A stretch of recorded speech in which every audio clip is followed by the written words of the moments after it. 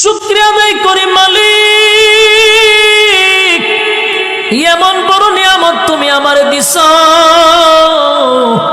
আমার দুইটা চক্ষু আছে, দুইটা হাত আছে, এই কারণে মানুষ আমারে বড় সম্মান করে, বড় ইজ্জত করে। আমার হাত পা চক্ষু থাকার কারণে মানুষ আমার সঙ্গে বন্ধুত্ব করে।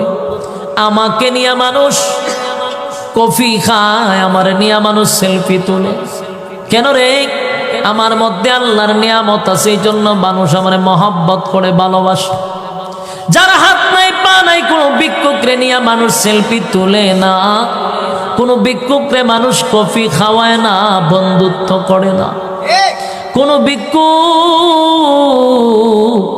ভালো বাড়িতে বিয়া শাদিও করতে পারে না, কারণ তার মধ্যে আল্লাহর সেই নিয়ামত নাই যেই নিয়ামত আমার মধ্যে আছে।